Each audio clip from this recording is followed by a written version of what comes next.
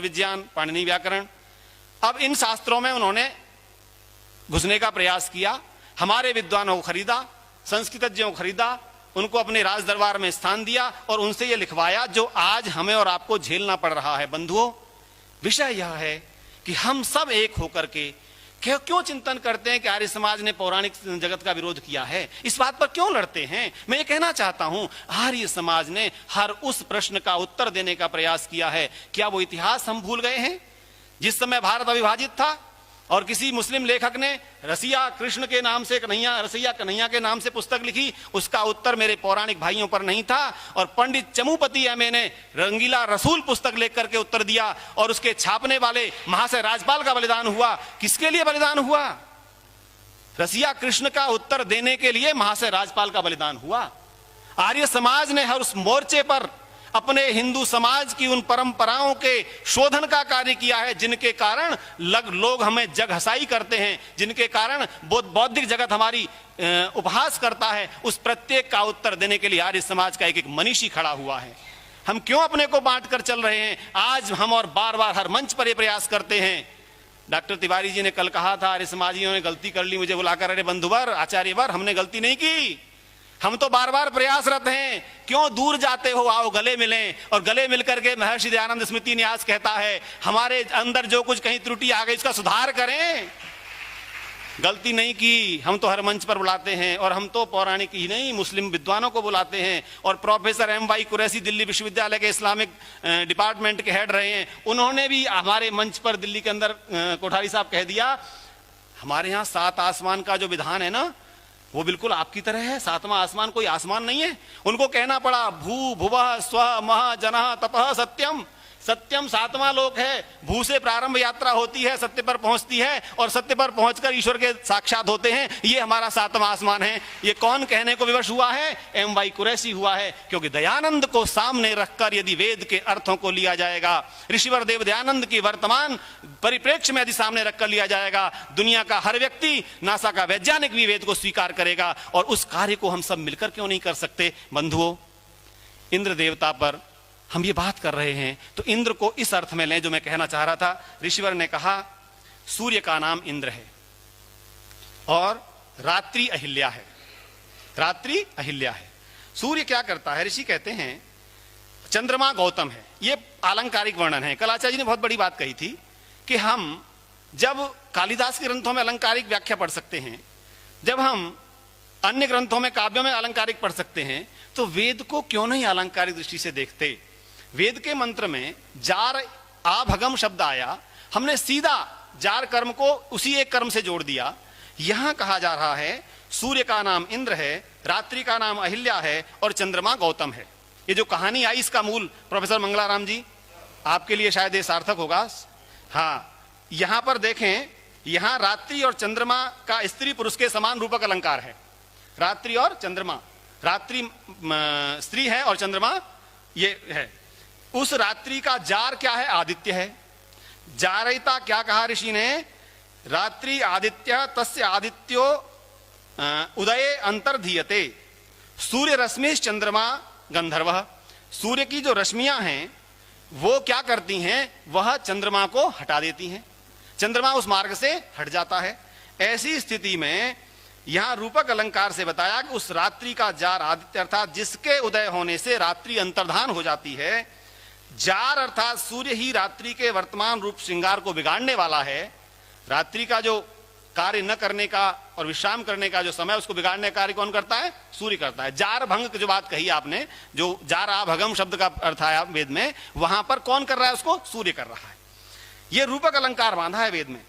जैसे स्त्री पुरुष मिलकर रहते हैं वैसे ही चंद्रमा और रात्रि भी साथ साथ रहते हैं। चंद्रमा का नाम गौतम इसलिए है क्यों अत्यंत वेग से चलता है, और रात्रि को अहिल्या इसलिए कहते हैं क्योंकि उसमें दिन लय हो जाता है। रात्रि में दिन लय हो जाता है। ऋषि ने कहा कस्मात् अहिर्नम लियते अस्याम तस्मात् रात्रि अहिल्योच्यते। अर्थात अहिर नम दिनम लियते अहर दिनम लियते अस्याम तस्मात् रात्रि ही, वहां पर दिन लीय हो जाता है, लीन हो जाता है। अत्र सह सूर्य इंद्रो रात्रे अहल्यायाः गौतमश्चंद्रस्य स्त्रिया जार उच्यते। ये बहुत स्पष्ट रूपक अलंकार था, इसको हमने कहां पहुंचा दिया। मुझे पीड़ा यह है कि इंद्र के वाचक 250 सूक्तों में इंद्र ईश्वर और इंद्र आत्मा और इंद्र सूर्य, इन तीनों पर केंद्रित प्रकरणानुसार व्याख्यान है। एक भी मंत्र, क्योंकि वहां पर पुनरुक्ति नहीं है, वेदों में अगर इतिहास नहीं है तो पुनरुक्ति दोष भी नहीं है। हमारे लौकिक व्यवहारों में पुनरुक्ति हो जाती है, पर वेद में पुनरुक्ति नहीं है। एक ही ऋचा ऋग्वेद में भी आती है, यजुर्वेद में भी आती है, तो वहां पर अर्थ बदल जाता है। ऋग्वेद का अर्थ ज्ञान से संबंधित है, यजुर्वेद का कर्म से संबंधित जाता है, और सामवेद में पहुंचते पहुंचते उपासना संबंधित हो जाता है। ये छोटी छोटी बातें हैं जिनको हमें जानना आवश्यक है। हमारे जो शोध छात्र बैठे हैं उनसे विशेष रूप से कहना चाहूंगा, जिन्होंने अच्छे शोध पत्र यहां प्रस्तुत किए हैं, आप इस दिशा में कार्य कीजिए और अपने वेदों पर, अपने वेद में आए हुए सूक्तों पर जो जो आक्षेप वर्तमान बौद्धिक जगत करता है, आपको नहीं पता कितना बड़ा षड्यंत्र चल रहा है। ये गोष्ठी इस बात के लिए है, ये न्यास और विश्वविद्यालय दोनों मिलकर यह कहना इसलिए प्रयास किया है कि हम आपस में न लड़कर, आपस में विरोधी नहीं है, ये बात मन से की गई, पर सही अर्थ तक, यथार्थ तक पहुंचने का प्रयास करें। और हम पर जो प्रश्न उठते हैं आज समाज में, आप मुझे एक बात बताइए, मैं ये कह दूं कि हम तो अपनी चर्चा में मग्न हैं, बहुत आनंद है। मेरा ऋषिवर देव दयानंद, अगर आज बहुत से लोग तो मन से तो ऋषि कहना नहीं चाहते, क्यों नहीं कहना चाहते? बोले आचार्य दयानंद कह देंगे, स्वामी दयानंद कह देंगे, बोले ऋषि कैसे कह दें? हैं? अरे उस ऋषि का योगदान मत भूलिए, जिस ऋषि ने 1867 में पाखंड खंडनी पताका गाड़ करके अपने आचार्यों से कहा, आओ सब मिलकर बैठकर विचार करें, हम और आप सब वेद पर एकमत हो सकते हैं। वेद के बाद लिखे गए ग्रंथों में मनुष्य की अपनी अभिलाषाएं, अपने स्वार्थ, अपनी अन्य चीजें हो सकती हैं, पर वेद में कोई भी इस प्रकार का भाव नहीं है। तो लोगों ने क्या कह दिया, अरे वेद में तू विज्ञान ढूंढता है, जैसा कि यहां से भी कल कहा गया, अगर वेद में विज्ञान नहीं है तो ये विज्ञान कहां से आया है? जब वेद सार्वकालिक सभी ज्ञान का मूल है, स्रोत है, उत्स है, तो ये विज्ञान कहां से आया? अरे हम विज्ञान क्या केवल पेन बनाने को कह रहे हैं?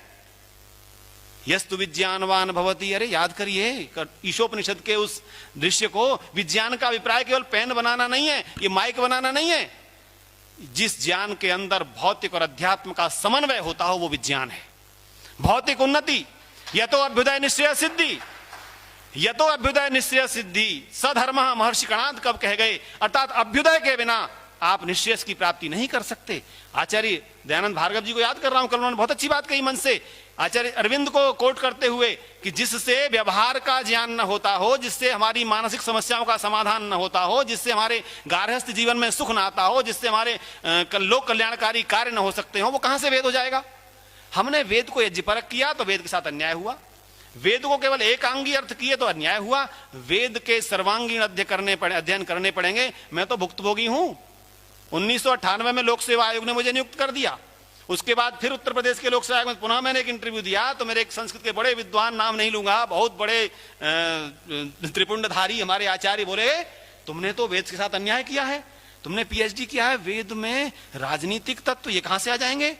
वेद तो केवल कर्मकांड है, यज्ञ है। लोक सेवा आयोग के उस सिलेक्शन बोर्ड के अध्यक्ष बेचन सिंह यादव मुझे कह रहे, डॉक्टर साहब ये कहां से, मैंने भी वेद को पढ़ा है। तो मैंने कहा आइए दिखाता हूं।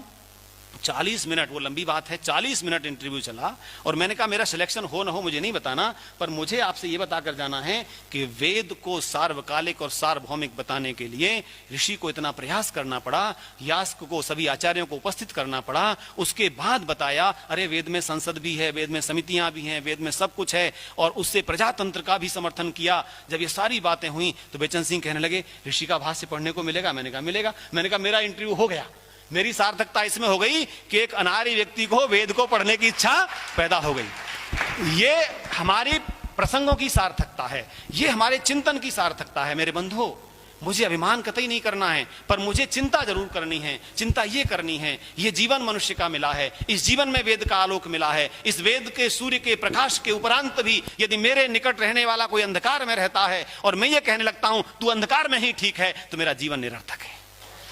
मैं तुझे अंधकार में नहीं रहने दूंगा, प्रयास करूंगा, कोशिश करूंगा कि तेरे तक प्रकाश की किरणें पहुंचे, और किरणें पहुंचती हैं तो विदेशों में जाकर के हम लोगों से वेद की आस्था कराते हैं। वाह रे ऋषि तेरी कृपा है, तेरे इस भवन में तुझे जहर दिया गया था, पर तूने अमृत पिलाने का काम किया है और उस अमृत की धारा को बहाने का काम हमको मिला है। इस आभार के साथ ऋषि का जो आभार है, कपिल जी घड़ी मत दिखाओ, मुझे पता है 25 मिनट से पहले रुकूंगा नहीं, और 25 हुई नहीं है अभी। मैं निवेदन ये कर रहा हूं कि संस्कृत की दृष्टि से भी देवताओं पर हम विचार थोड़ा कर लें। वेद के देवताओं के लिए बहुत सुंदर वर्णन आया। वेद मंत्रों में जो देवता हैं पारिभाषिक शब्द है, आचार्य मंगलाराम जी, पारिभाषिक शब्द है, देवता की परिभाषा का अनुकरण करने वाला शब्द। मंत्र के ऊपर लिखा है ना देवता, कोठारी जी ने कहा ऋषि है, देवता है, छंद है, पारिभाषिक शब्द है देवता। और क्या अर्थ है इसका? देवता की परिभाषा का अनुसरण करने वाला शब्द। ठीक, देवता हो गया। कैसे? जिस नाम से किसी की स्तुति होती है और जिस नाम से स्तुति के लिए मनुष्यों को प्रेरणा दी जाए। दो बात नोट करिए मेरे सो छात्र, विद्वानों से नहीं कह रहा हूं, क्षमा चाहूंगा। जिस मंत्र का जो देवता है वह उस विषय की का स्पष्टीकरण कर रहा है, जैसे इंद्र आया तो इंद्र का स्पष्टीकरण कर रहा है और मनुष्य को प्रेरणा कर रहा है कि तुम उस इंद्र को जानो। ये दो कार्य हो रहे हैं उस देवता से, मैं इंद्र देवता के सही स्वरूप को जानूं, ये प्रकरण वहां पर आ रहा है। और जिस नाम से किसी से याचना की जाए, कामना की जाए, वो भी देवता है।